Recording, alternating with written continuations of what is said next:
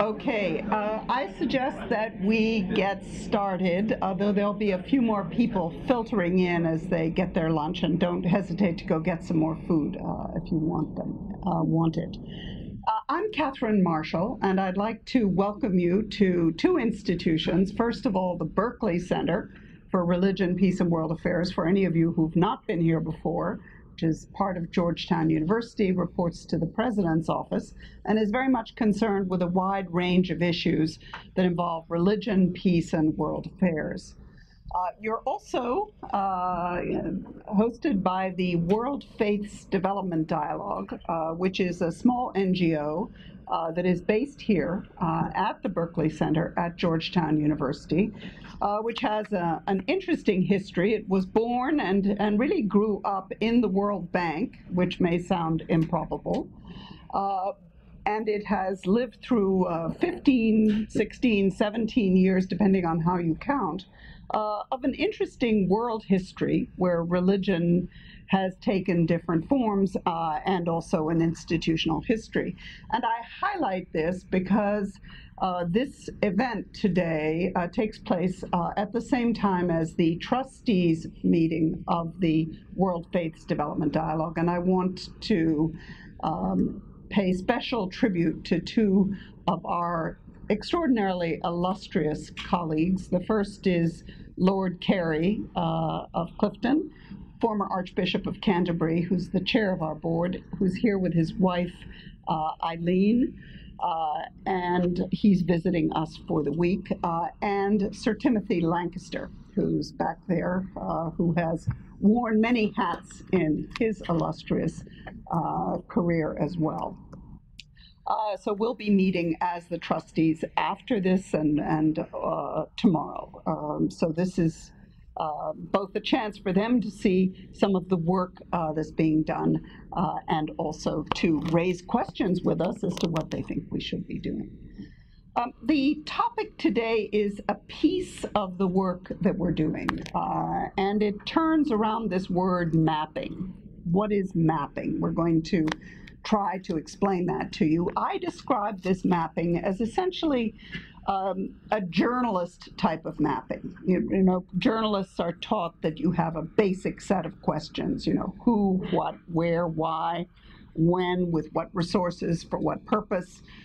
The most basic questions, how much, how do you measure? All of those questions, I think, are implicit in this question of mapping. And it is important in this topic because we raise the question, essentially, what's religion got to do with development? And increasingly, what's religion got to do with fragile states, with conflict, and with peace building, as we call it?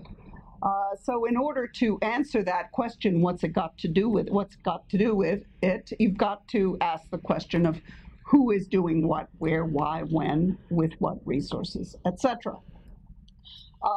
So the next question that we ask is, why does that matter? In other words, if we conclude that the religious institutions, well, let's take the case of the three countries that were affected by Ebola, Liberia, Sierra Leone, and Guinea.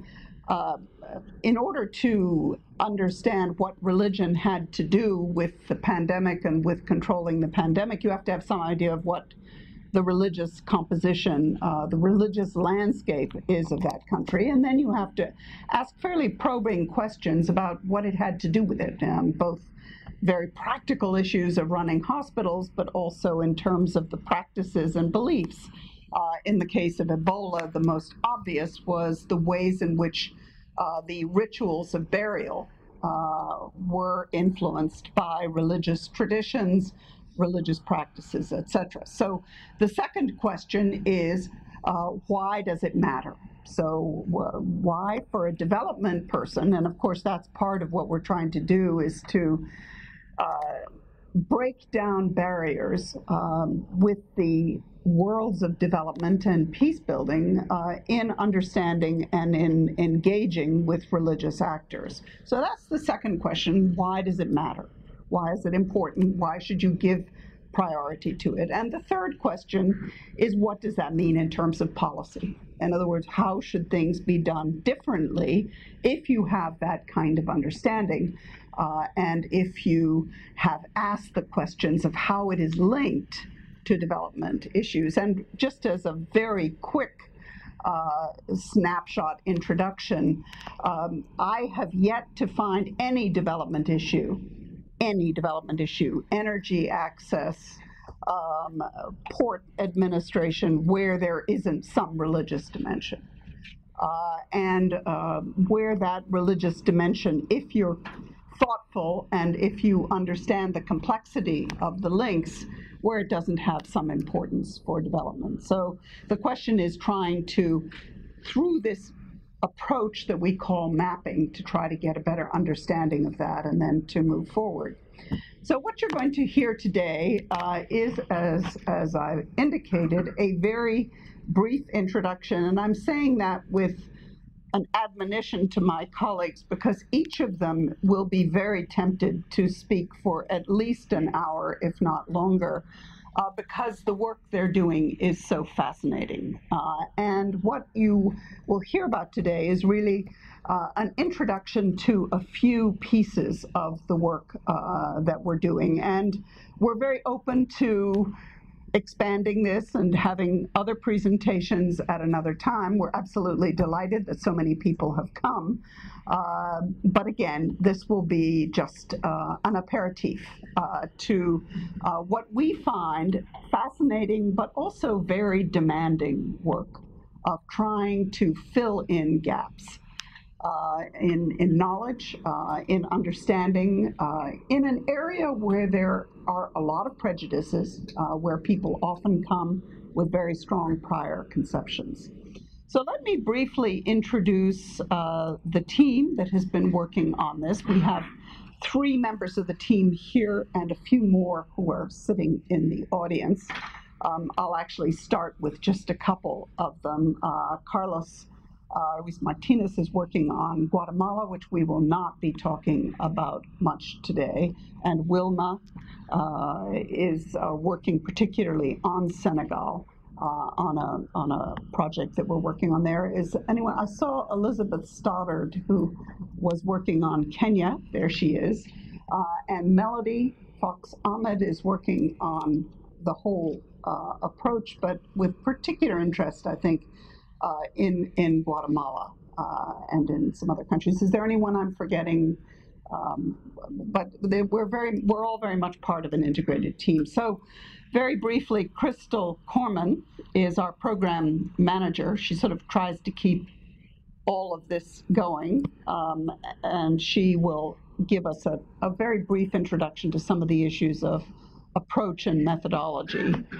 The second person who will speak is Nat Adams, who has been the pillar of our work on Bangladesh, which is in many ways the furthest advanced with the most tangible outputs. There is a wonderful report on Bangladesh that you can find, but a lot of briefs, several other briefs and other documents, gender, conflict, etc. And Lauren Herzog, who is working on Senegal. Let me briefly just introduce the countries. We did, in the early years of the Berkley Center, and with support from the Luce Foundation, we did regional surveys in 6 world regions, where we essentially said, okay, Latin America, etc., Asia, East Asia, what do we know about the landscape? What's the research been? What are the main topics people are concerned about, etc.? And to put out a whole series of reports that are basically both the background research, but also consultation meetings that we had. We have over 350 interviews that have been part of our research process, written interviews that are on the website that you can access, which we think are a gold mine. But we realized pretty quickly that if you're really going to make a difference, even on malaria or on energy access or housing or corruption, fighting corruption, you really need to look at the country level. It's talking even regionally, it was quite difficult to get people who were in policy positions to wake up. So we said, okay, we're going to work on several countries. And our selection of countries was partly where we had contacts, partly where there was interest of not only the Luce Foundation, which is our core support here, and the Honda institutions, but also some other foundations and groups were interested. And we came up with, besides Cambodia, where we had been doing work for a long time, Bangladesh, Kenya, Senegal, and Guatemala. So what links these? First of all, they're obviously diverse.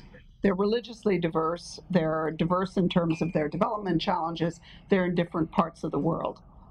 I call them all fragile or near fragile, but not disasters. In other words, they're all countries where development programs are active. They're all countries that have some elements of conflict and tension.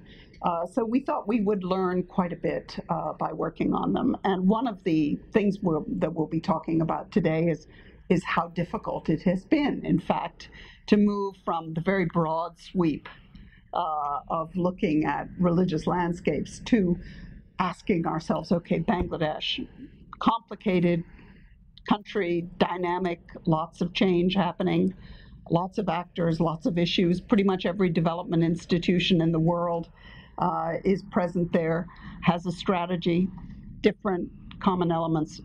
What is it that we can really bring to that kind of setting? So that's where we are.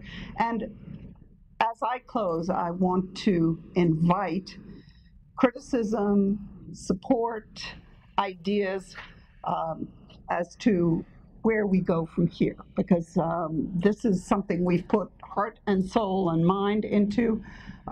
We're delighted to have a chance to share it, but we also want ideas on where this could go next. So let me turn to Crystal first, and I will be doing some strict timekeeping. That will be my function from now on.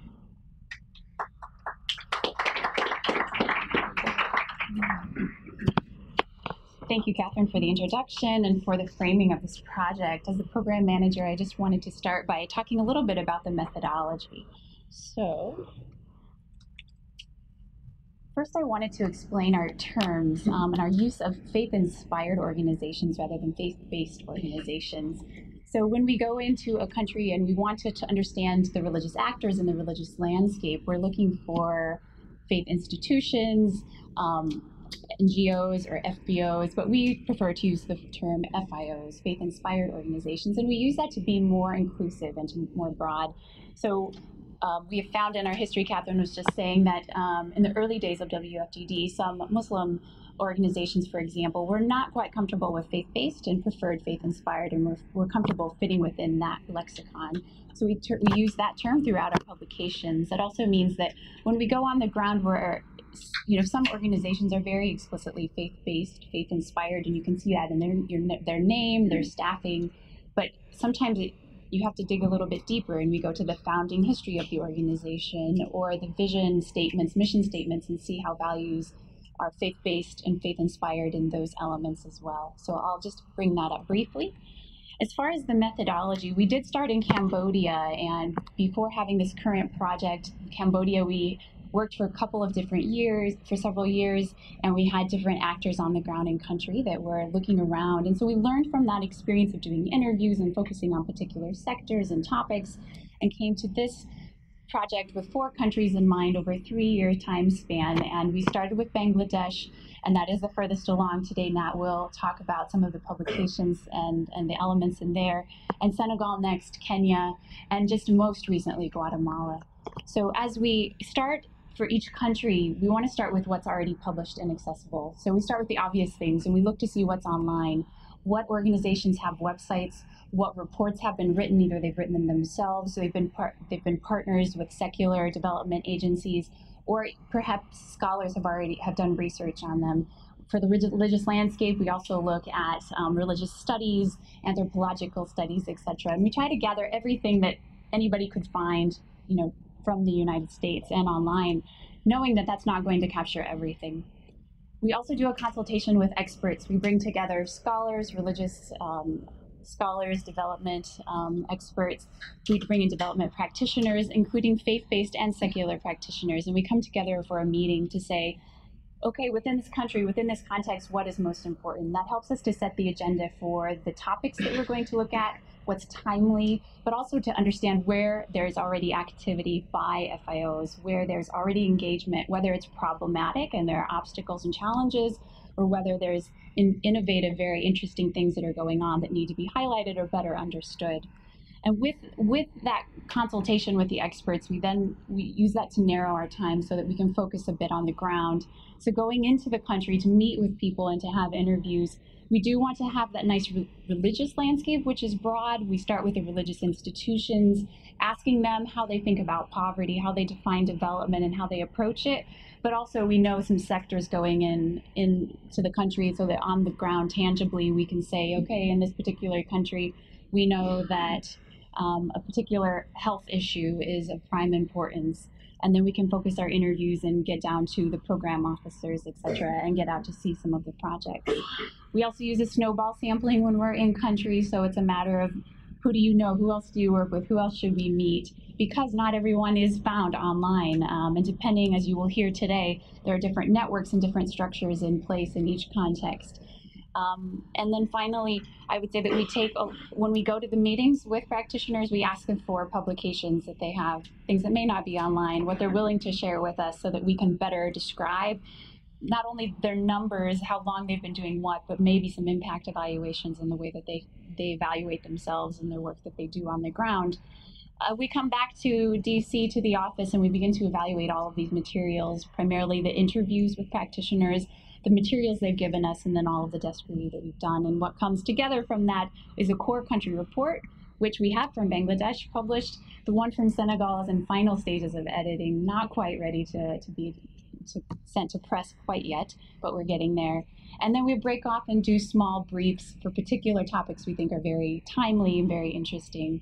And with that, I think I'll go ahead and pass it off. We'll start with Nat and Bangladesh and go from there. Thank you.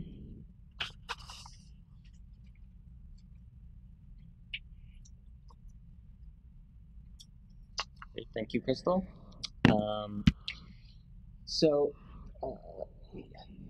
So I'm going to talk a little bit about some of the research we have, and as Crystal hinted, we have a series of publications. We have a country report, several policy briefs, working papers that cover themes from religion, conflict, to some of our mapping work. What I talk about today is going to be fairly broad stroke, and we can dive into some of the details in the Q&A, and obviously I do encourage you to pick up some of our publications where we see a bit more detail on the work that I've done in Bangladesh. So first and foremost, just a few development indicators here for Bangladesh, a little bit of background about the country and the religious breakup. It's a small country in South Asia, in between India and Myanmar. Its population is about 160 million in a fairly small area. It's actually the most densely populated country in the world that's not a city-state. So it's grappling with issues, population issues, infrastructure issues. It's a rapidly urbanizing population. It's primarily geographically composed of the Ganges Delta, so it struggles with climate change issues, including rising, mostly with salinization and groundwater in some of the southern areas. It's still, though there's been an incredible amount of progress since independence, when it was famously called a basket case. It's made a lot of progress, but still, as you can see, fairly low on the Human Development Index. Corruption is a perennial struggle in the country, as you can see from the corruption perception index there. It has a economy now that's focused quite extensively on the export garment sector, which is employing large number of women, and contributing to some economic and social changes that I'll be talking about a little bit later. Here, if we look at the religious breakdown, it's a majority Muslim nation at about 89%. It's got a Hindu minority at 9.1%, which has kind of steadily been declining since the partition of India. A small but significant Buddhist population, primarily in the Chittagong Hill Tracts region, which borders Myanmar. About 0.3% practice folk religion, and 0.2% are Christians. So I just want to mention, and I won't get too much into this, but as we social scientists, I guess, want to say, religion is not monolithic, though it might look like this is a fairly homogenous country. You see a wide range of sub-traditions, ideological orientations. Sufi traditions are quite strong. There's a number of Sufi orders.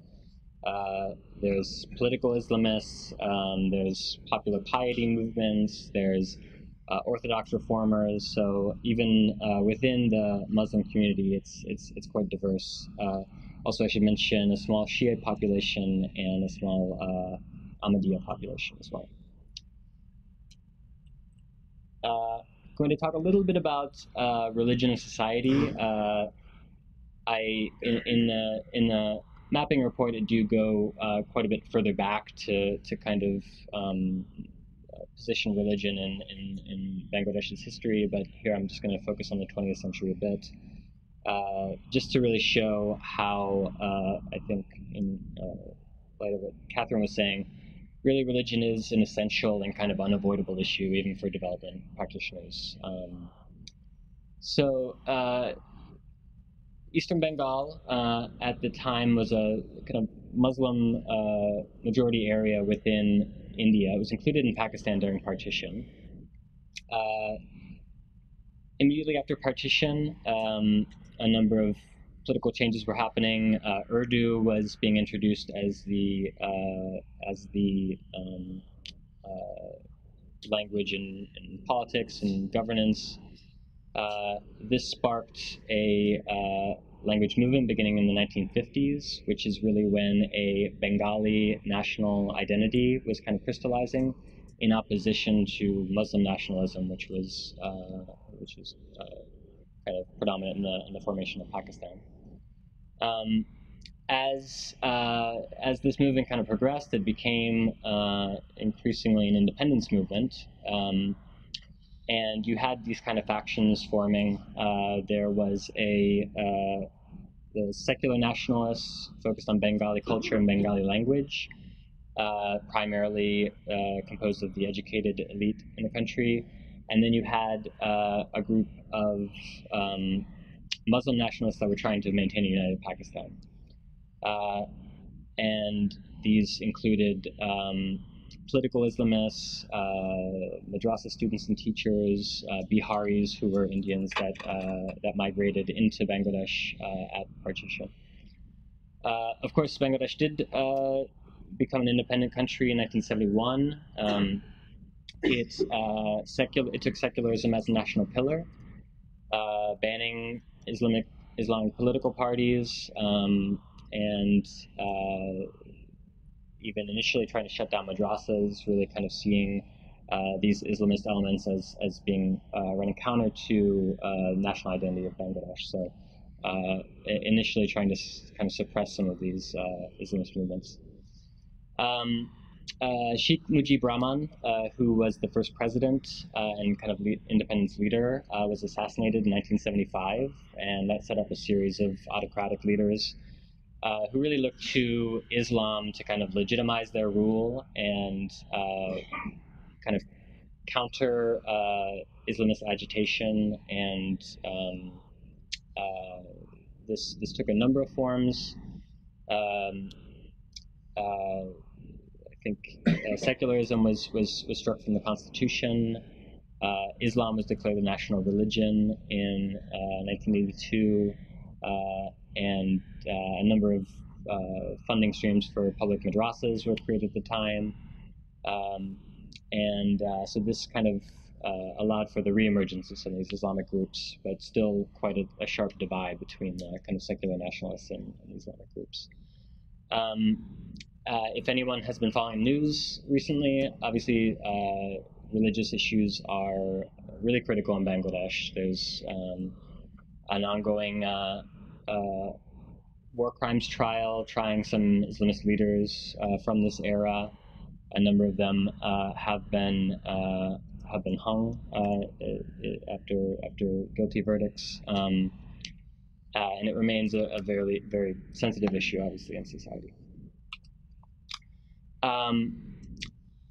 So, notwithstanding its secular identity, Bangladesh is a highly religious country. You can see, and this is a trending upwards. These are some Gallup polls. And you can see in 2009, 100% of surveyed adults said religion was an important part of their life. If you look at the chart on the right, just shows the confidence a lot of Bangladeshis have in religious institutions. In a lot of cases, there is more confidence in religious institutions than in government institutions. They're seen as more enduring, given some of the political tumult of the 20th century.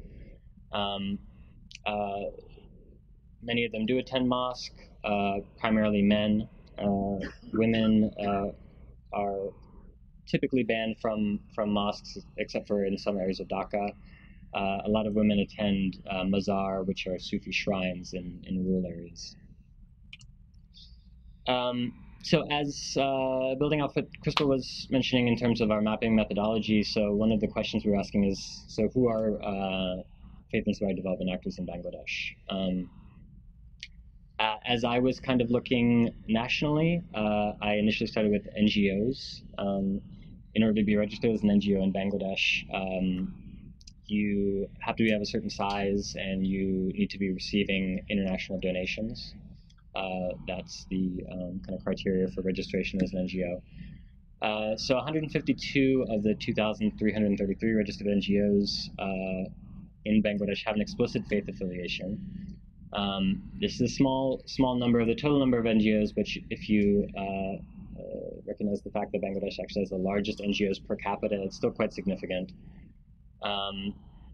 There are many of the NGOs might be World Vision, some of these international faith-based NGOs. Many of the most influential, though, are local. Caritas, which is the development wing of the Bangladeshi Catholic Church, is actually in the top 5 in terms of annual budget.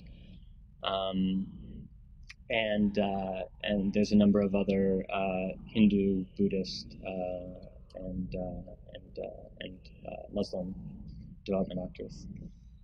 If we look at the grassroots level, these are organizations that would be either registered as civil society organizations or as or really operate informally. There's estimations that there's maybe 200,000 grassroots faith-based organizations. A lot of these would be centered on mosques. Just to briefly mention kind of the precursor to a lot of these NGOs are traditional governance structures called Samaj, which are Council of Religious Elders. They're responsible for providing a lot of services in the community. It was actually when the authority kind of began to ebb away from these groups in the 1990s, when NGOs moved into these communities, that a lot of imams and religious leaders started to form NGOs and form civil society organizations that saw this number kind of skyrocket to this 200,000 for the other people are estimating. Just in terms of diversity of actors, a lot of them could be organized as NGOs. A lot of them operate as religious orders. For example, Holy Cross Fathers are quite active. There's a number of engaged Buddhist orders. In the Hindu community, puja committees are an important civil society organization, which are primarily focused on organizing Hindu festivals, but have come to take on a number of community support roles. A question that we question. I will try to avoid speaking for an hour, which Catherine did. A question that we are asking is kind of how integrated these organizations are into the broader development community. They are active in the INGO forum, is where a lot of the larger organizations like World Vision, like Islamic Relief are involved. The Association of Development Agencies in Bangladesh are more of the mid-level organizations. Primarily you find Christian organizations here as they're kind of some of the most formalized. There's a number of Christian networks that act to secure funding and do trainings, as well as linking within the country. ACT Alliance is ecumenical, Micah Network is evangelical. Muslim organizations have their own network. There's about 350 Muslim organizations in AMWAB here. Though many of these local Muslim organizations are not well integrated into the broader networks that include secular development actors. As we proceeded with the mapping in our initial consultation, we identified a few focal issues. These are areas where religion plays a huge role, or there's potential for religious actors to have an important contribution. Areas like education, which I'll talk about, religious actors are major providers. Areas like corruption and good governance, given the moral authority of religious leaders in our community, they have potential to have a big impact there, but they're largely underengaged at this point. So I'll talk a little bit about education. Bangladesh has made some major strides in education. It's about 97% enrollment rate at the primary level. They've achieved gender parity, the primary and secondary level. There's a number of outstanding challenges still. Quality issues persist. A lot of schools run double shifts. There's poor teacher training, poor teacher remuneration. These are major concerns. In terms of how this has been achieved, a lot of it has been through public-private partnership, and I can show you a little bit about how the diverse providers here. NGOs are huge providers. Religious institutions play a large role. At the primary level, government has actually nationalized some of the NGO schools, so that's why we have such a large presence there.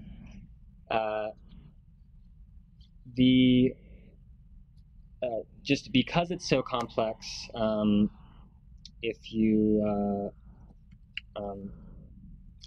thinking about how to reform or how to make progress on some of the outstanding challenges, it really is incredibly complex. There's about 10 boards that regulate the quality here, over 1 million teachers, about 40 million students. It's just a massive system. If we look at education, this is the area where there are the most substantial contributions from faith-inspired actors. The obvious contributor here are madrasas. They contribute about 14% at the primary level and about over 20% of the enrollment at the secondary level. I've listed a couple organizations here that work on education, Sufi-inspired Buddhist. Catholic schools are kind of the exemplar of education quality, and Hindus also run schools. Madrasas are primarily divided into two systems. There's a public Aliyah system and an independent Qawmi system. There's been a rapid increase in madrasas since independence. Let's see, it's about 2,000 at independence, now it's about 23,000.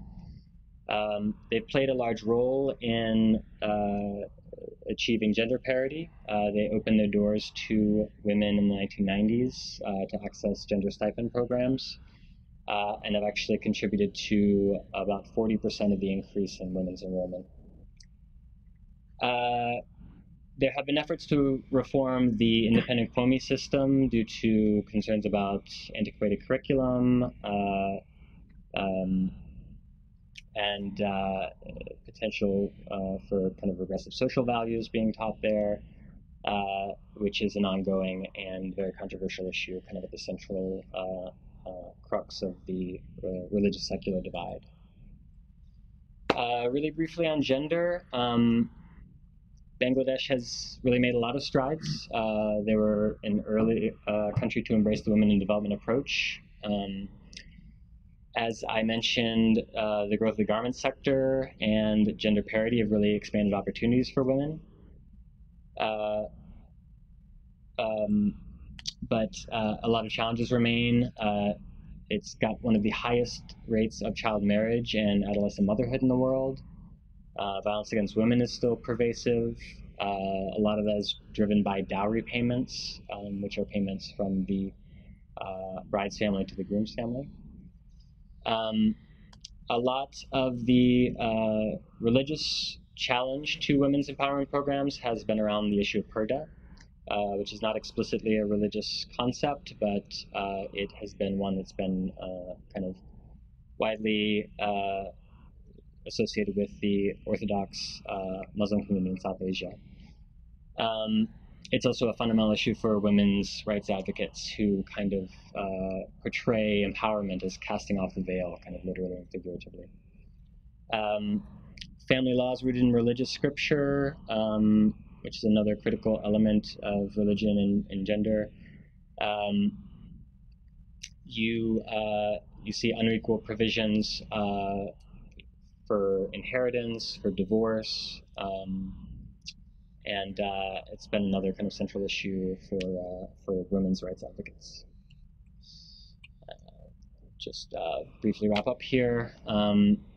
So these are a few kind of points looking ahead, both for future mapping and to kind of discuss with other actors involved in this area. As I mentioned, there's kind of increasing social division around religion, so it's important to explore opportunities to engage and collaborate positively on shared development goals between the religious and development communities.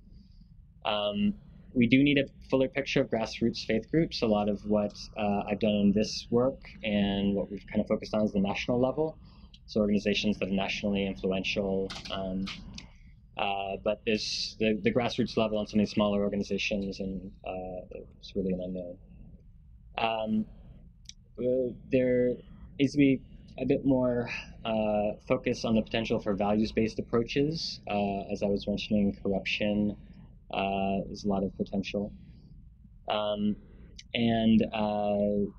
looking at opportunities for better networking and collaboration so you can really bring some of these religious actors into the broader development conversations. So with that, and obviously I have a lot more to say, so we can maybe get into that in the Q&A afterwards, but now I'll bring Lauren Herzog up, who will discuss a little bit of the work in Senegal. Thanks so much, Matt. A couple of comments that I want to mention. First of all, Matt, how many months have you spent in Bangladesh?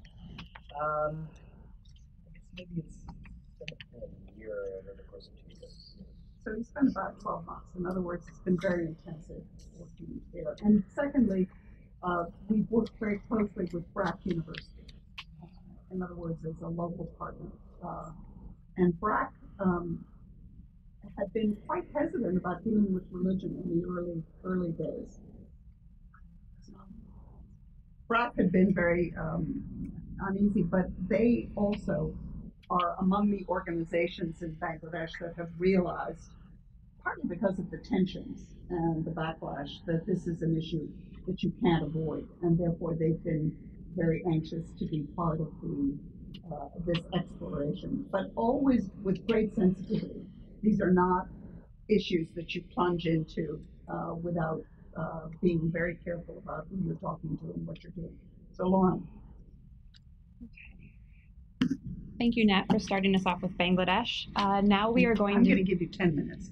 Okay. We do want to hear from you. Now we're going to turn to Senegal. As Crystal mentioned, we started off with Bangladesh, and just a little bit after that, we turned to Senegal as the second country. Senegal is a country in West Africa. Its population is now approaching 15 million. And as you can see, the population under 14 is a very significant segment of the population, about 43% or so, and a very high population growth rate. You see 2.9%. For comparison, the US is at 0.7%. So the population is young and growing quickly. And you see the UNDP Human Development Index rank is 170 out of 188, so there are some definite challenges that remain. So Senegal was under French colonization for several centuries and gained independence in 1960. Senegal retained its secular nature that France had instilled. So today, secularism is something that's written into Senegal's constitution. And there are also many religious protections written into the constitution as well. So under law, religious political parties are not permitted in Senegal, and Senegalese have freedom from religious discrimination. Religion is something that is largely free from government regulation in Senegal. So the government doesn't get too heavily involved in religious affairs. Religious communities have their own education systems that don't necessarily always have government regulation. But the government does send official delegations to religious pilgrimages in Senegal, or official government delegations to meet with national religious leaders.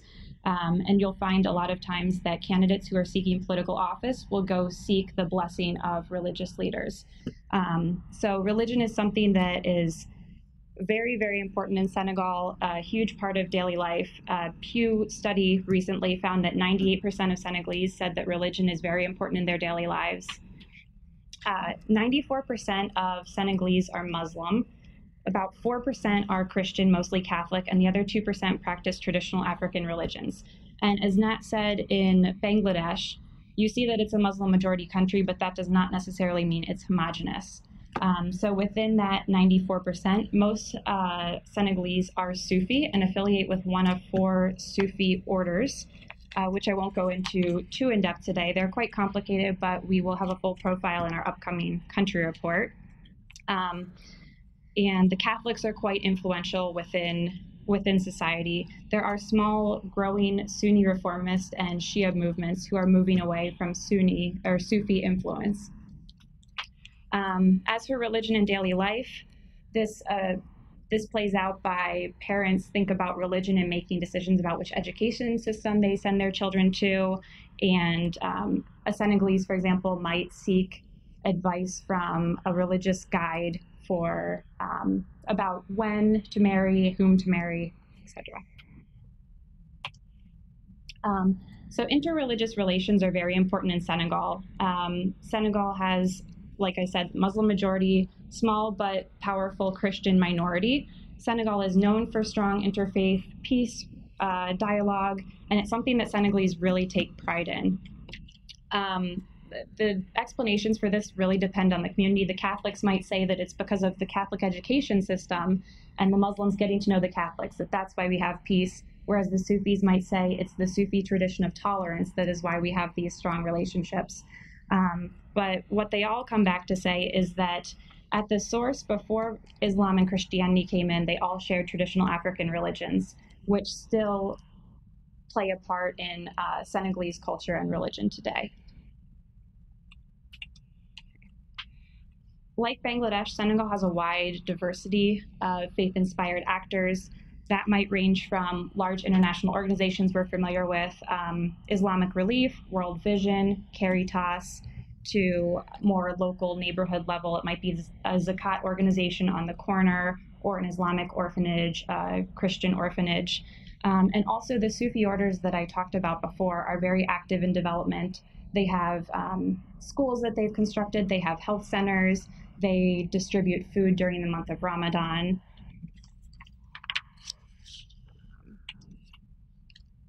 However, unlike Bangladesh, where you have these umbrella organizations and a lot of coordination, you might have the umbrella organization of Islamic actors, or Islamic organizations, or Christian organizations. Those don't tend to exist as much in Senegal. And for that reason, there is at times overlap in activities, but also gaps in development activities. Faith-inspired organizations are also harder to identify in Senegal.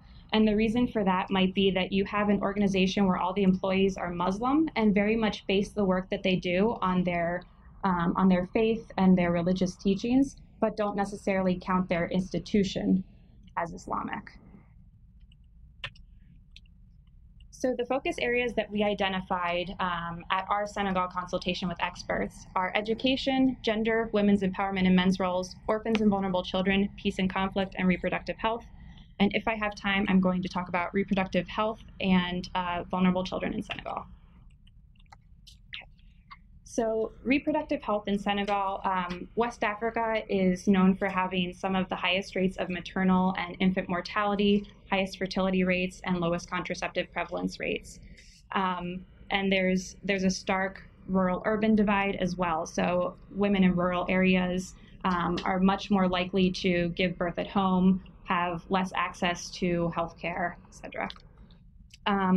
However, in the past couple of years, there's been great progress in terms of reproductive health in Senegal. In just the past few years, the contraceptive prevalence rate has jumped from 12% to 20%, which is unprecedented around the world. However, there are some challenges that remain in terms of religion. There's a lot of misconceptions around religious teachings.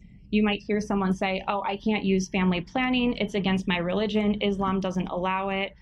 There might be an independent imam on the radio who says, don't use family planning. It's a Western plot to reduce the Muslim population. So because of that, there's a lot of misunderstanding in society. There's a lot of stereotypes, and family planning is still a taboo subject in some areas.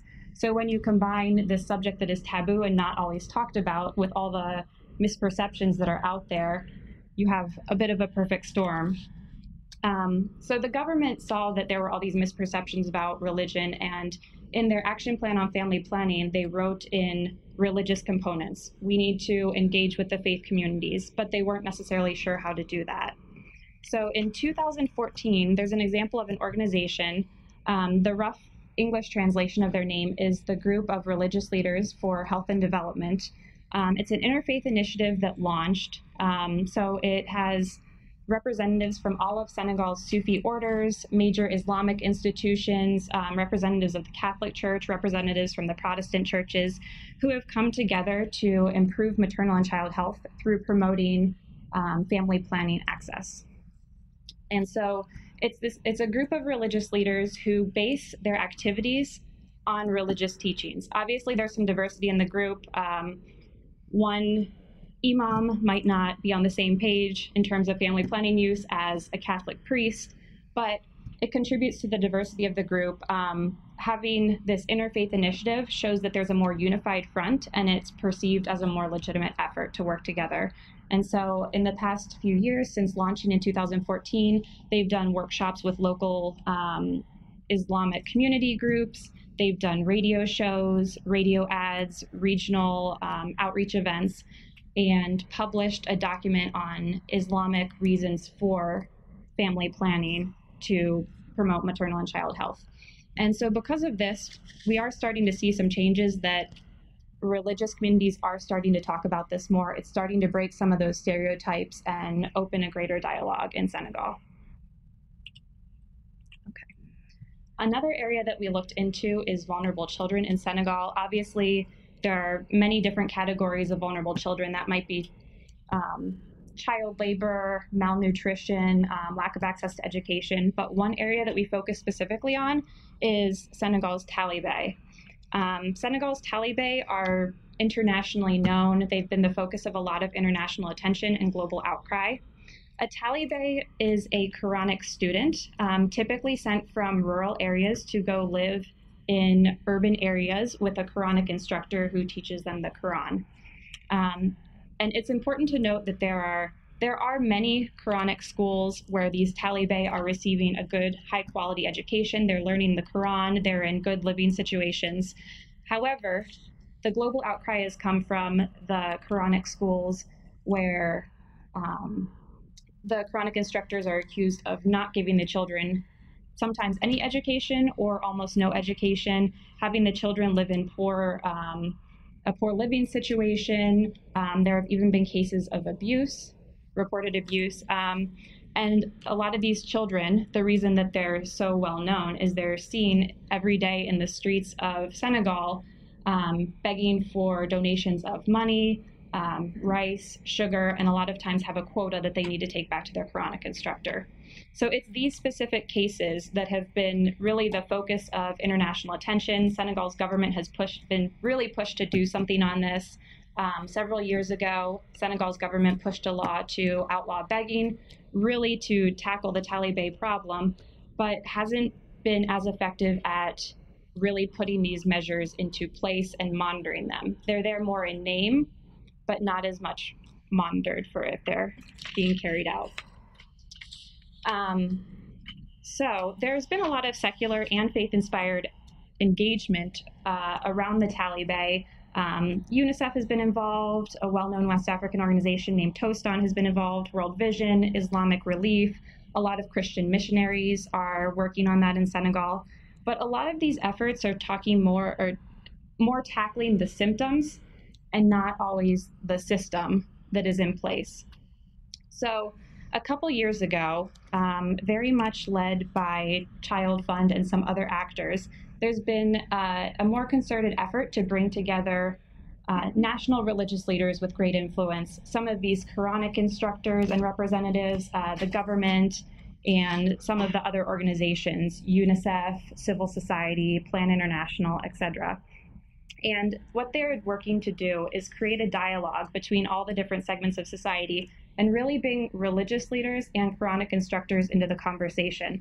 So they have ideas about teaching these Quranic instructors what is in the law, what they're required to do, what does child protection look like. So really bringing the religious leaders into the conversation too is important. And I want to separate these religious leaders from the Quranic instructors. Largely, Senegal's religious communities have been silent on this. It's a very sensitive issue. Privately in conversations, they're outraged. This is not acceptable in their religion. They do not condone this, but they haven't spoken out as publicly. So really bringing them in with the Quranic instructors and the government, what they're working to do is create a consensus so that they can create an action plan of concrete ideas that they can present to the government so that they can enact some real change. Okay, quickly pass to the last slide here. So as you've heard, religion, really important in Senegal, plays a huge role in even daily decision-making among the population. So it's important to look at the different ways that you can engage with religious communities in development. Obviously, you have the influence of these national religious leaders, of the Sufi orders in particular, and pulling on their roles as their traditional roles as protectors of society and the development activities that they've been engaged in the past, agriculture, health, education. There are also informal religious groups that exist. So community members get together in often Islamic groups to meet. Some of these have been involved in development activities in the past, health education, service provision, and they really could be an entry point to reaching the greater Senegalese population. Also, we shouldn't overlook the religious communities in the diaspora. There are a lot of Senegalese in the diaspora, the US, Europe, other African countries, who all remain very, very involved in their religious communities and have still a very important role to play in development and influencing development in Senegal. On that note, I will quickly wrap up and I will turn it over to Crystal Corman, who is going to talk some about the work that they are doing in Kenya.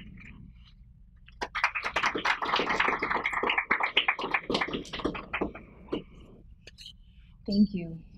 I'll be brief today, in part because, as we've said so far, we started with Bangladesh. It's the furthest along in Senegal. With Kenya, we've had a couple of field trips. Elizabeth Stoddard was a part of the team in analyzing and collecting the interviews and the data, but I'm still piecing together the report and analyzing the interviews while managing the larger project. So today, I'll just keep it at a pretty high level. So when we're looking at Kenya, I just started by looking at the religious landscape and also putting up a map of the ethnic groups. And I would say we can look at Kenya and know that it is a Christian majority country in East Africa. And these numbers come from the 2009 census. Some would debate them and say that they may not be accurate for a variety of reasons, but we can see that it is Christian majority. The Muslim minority is fairly large. Here it puts it at 11%, but it could be larger than that. And the Hindu community also is quite active and influential, definitely in Nairobi and in other urban areas around the country. I put up the map so that we can also see some of the diversity of ethnicities in the country and the ethnic groups. That's slightly important when we think about the history of religion as it came into the country and the work of missionaries, and also when Islam came in along the coast through the trade system, it remained primarily along the coast, and we can see that in the orange. And the yellow has the ethnic Somalis that are Kenyan citizens. So when we think about where religion is located and the ethnic breakdown in the groups, the different Protestant groups and the different Catholic movements, etc., we can find that there are geographic links as well. So to bring that up. One interesting thing when we start to look at the religious landscape of Kenya is that we can find that in East Africa, the country itself has long been a stable, peaceful place. But we can also, and because of that, I'll just stop there and we'll talk about the fragility in the next slide. But because of its strategic location and its stability and reputation, it has become a headquarter for a variety of organizations. This list of institutions are all national. We have a variety of umbrella organizations for the various different religious traditions that come together under the International Religious Council of Kenya and work at that national level. So they're highly organized and structured. Also not listed on here are faith-inspired organizations that are Pan-African or that are regional, that are East Africa and the Horn of Africa, and also headquarters for international FIOs that are based in Africa. So in that respect, we've got a lot of people that I've met with and interviewed as we look from the top down. In our consultation on Kenya, these are the sectors that we decided to focus on, both as a reaction to the need and the urgency in these issues, as well as the involvement of religion or religious actors. So today I'm just going to talk briefly on two of those points. First, we have a refugee report that is published and is found on our website, and we also have it out in the hall if you'd like to take one before you go. Elizabeth is the primary author for that, along with a significant work from Catherine. We can see that refugees are a particularly important issue in Kenya, in part because of the scale and the large number, and also in part because of the protracted conflicts and fragility for the entire region. So some of these refugees have been in country for 3 generations and been in refugee camps. We've got this map. I don't know if you're able to see it, but the red circles, the blue, indicate the large camps. Dadaab is one of the largest refugee camps in the world. And it's important to note that of these refugees, 71% are from Somalia, and therefore a lot of them are also Muslim.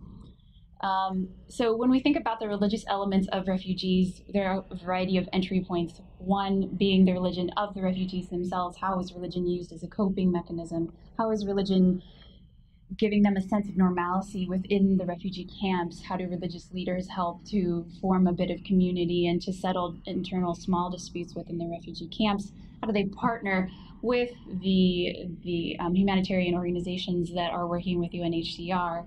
When we look at the actual list of of partners that are working with UNHCR directly in the camp as well as in urban centers, we can see that many of them are faith-inspired actors.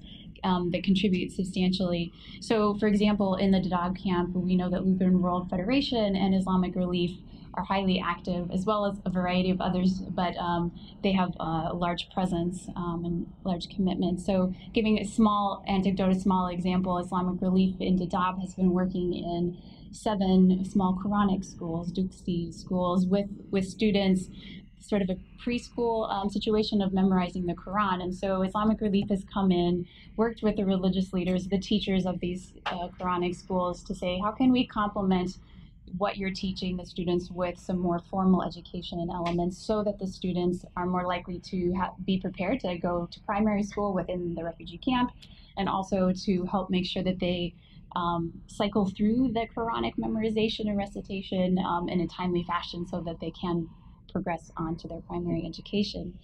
I think that we also need to, you've seen it in the news perhaps, when we think about the refugee camps, also we have to think about the whole religious landscape of Kenya and how the camps themselves and the refugees and the religion of the refugees fit within the larger landscape. So as I said, Kenya is a Christian majority country, maybe 11% Muslim.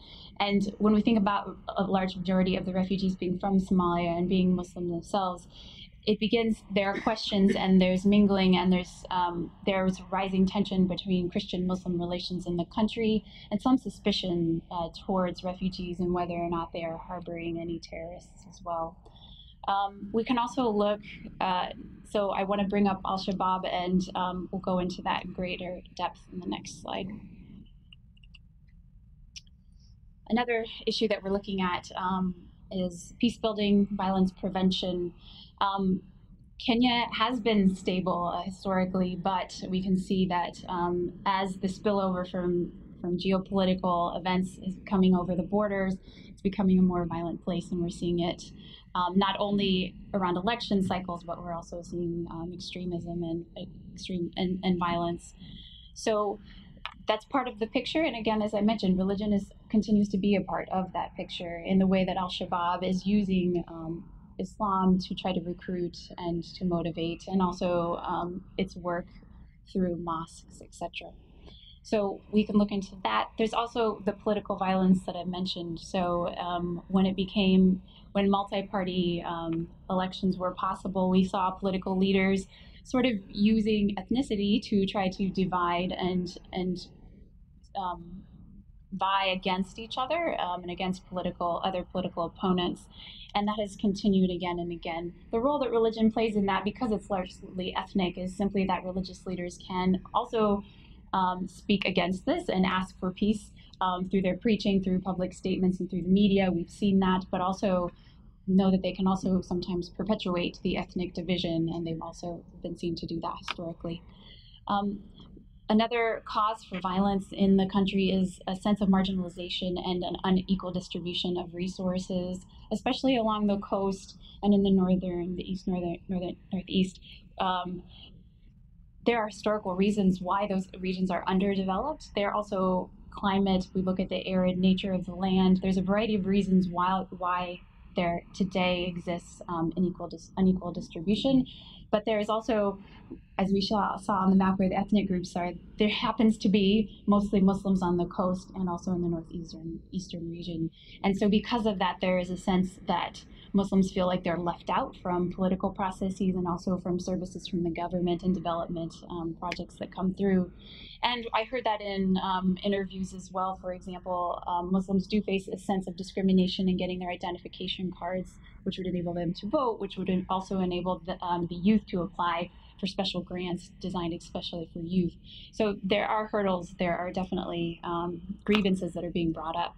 And I wanted to give 2 quick examples of some interviews that we've done. The Kenya Muslim Youth Alliance does a variety of work. It's not only in peace building, but to give an anecdote of some of the work, they've been reacting to the violence and the recruiting mechanisms of Al-Shabaab and other extremists in the region by going out and interviewing, doing focus groups with Muslim youth to understand why they would be attracted or lured to join such a group if they're maybe on the fringe or they're not sure, to try to understand the grievances and what's behind it, and regionally in the different cities where they're working. And they also found during these listening sessions, beyond with the youth, they've heard from parents, especially mothers, there's a fear, but there's also an uncertainty about what to do if they fear that their child, that their youth, their teenager is being recruited and is being radicalized.